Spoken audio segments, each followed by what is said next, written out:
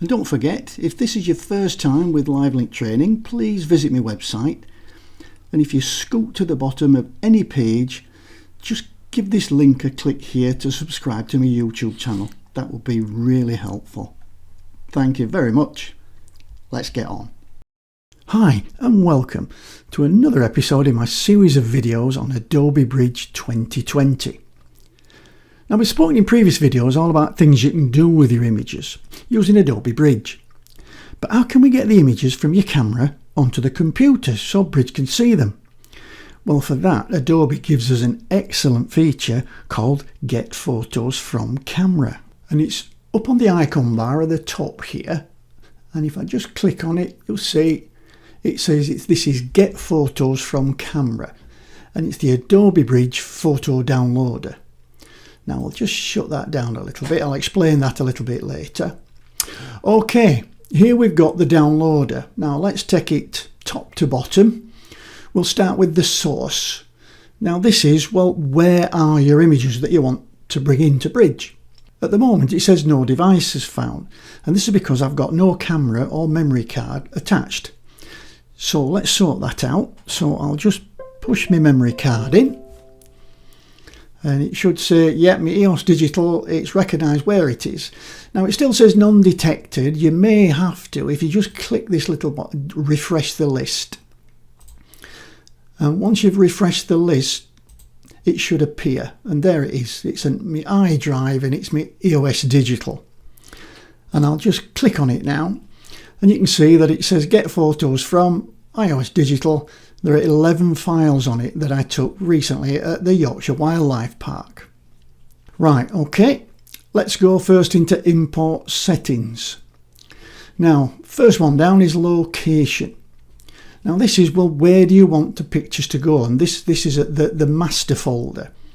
Now by default it's saying pictures, and that's fine for me, but if you wanted to, you could navigate to another folder or another drive and put them on there. I'm quite happy that it goes on my pictures folder. And then do I want to create a subfolder? Well, yeah, I think I will. I don't want them just all put in my pictures folder because it'd get really messy. So I'm going to try custom name. And then I'll type in here Yorkshire Wildlife Park. Okay, so now we're going to get a folder in the pictures folder called Yorkshire Wildlife Park, and that's where these images are going to be put. Now, do I want to rename the files when they come in? That's a good idea. And again, I'm going to select custom name, but you can, there's a load of things here that you can select, but to make it simple, I'm just going to select custom name. We get a custom name dialog box appear, and I'm just going to type YWP. And then because there are more than one image selected, it brings this number box up. So I'm just going to reset that to 1. And then it'll rename everything YWP 1, 2, 3, 4, 5, etc., etc. Up to 11 in my case. Okay, if you want to preserve your current file name, you don't want to lose it, then if you tick that, it'll just preserve it in your XMP data. And you can interrogate that from Photoshop. Now, we've got 4 decisions to make. Do we want to open Adobe Bridge every time we put a memory card in? Well, in my case, yes, because I predominantly work with images. Next one, do I want to convert them to DNG? Well, this is a personal decision. I personally like to work with a complete DNG workflow. If you don't understand what DNG is, then there's plenty on the internet to inform you about that.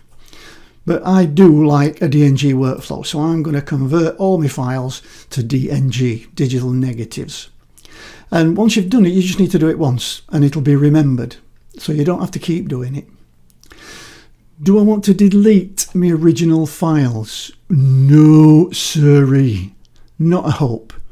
No, I prefer to get everything so that I know it's all the transfers being done, it's completed, it's safe, it's backed up, and then I will manually delete the images from my memory card.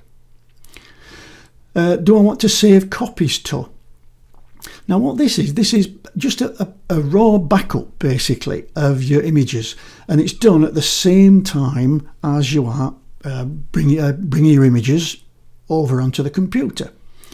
And you could use this to say, if you had a D drive, which is a separate remote drive, you could make a backup at the same time. And to me, it makes sense. If you're going to do that, then all you do is you just click the browse button and you navigate to where you want that backup to be.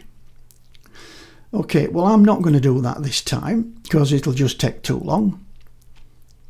Now, we're nearly ready for clicking the Get Media button, but not quite. So here we've got this thing called Advanced Dialog. And if I click on that, you'll see that now I've got the option to see and view the actual thumbnails. And what I can do here is, if I've got any no-nos, any that are just blurry, that are not up to par, I can just take the tick out. And that one now will not be imported.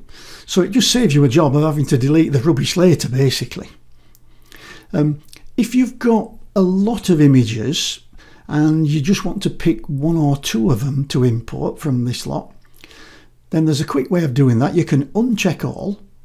So if I click on that, it takes the ticks out of everything. So I can then scroll up and down and just say, well, I think I want that one, and I want that one, and I'll have that one. But for this, I'm going to check them all because I want to import all the images. Okay, now I've got my apply metadata. I can actually apply some metadata while they're being imported. Again, saves you a job. If you've got a template, you can actually add that, or you can look at just the basic metadata, and I'll just type in my name and then my copyright. I'll say copyright 2020, something like that, that gets then embedded into every one of the images as it imports it. Okay, I think we're all ready to go. So we're going to click on the Get Media button.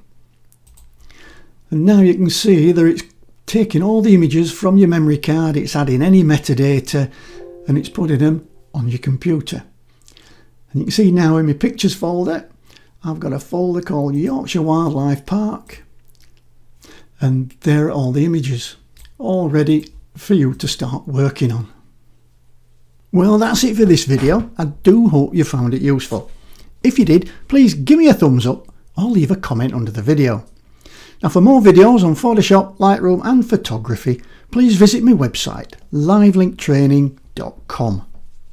I'll see you in the very next video. Bye for now.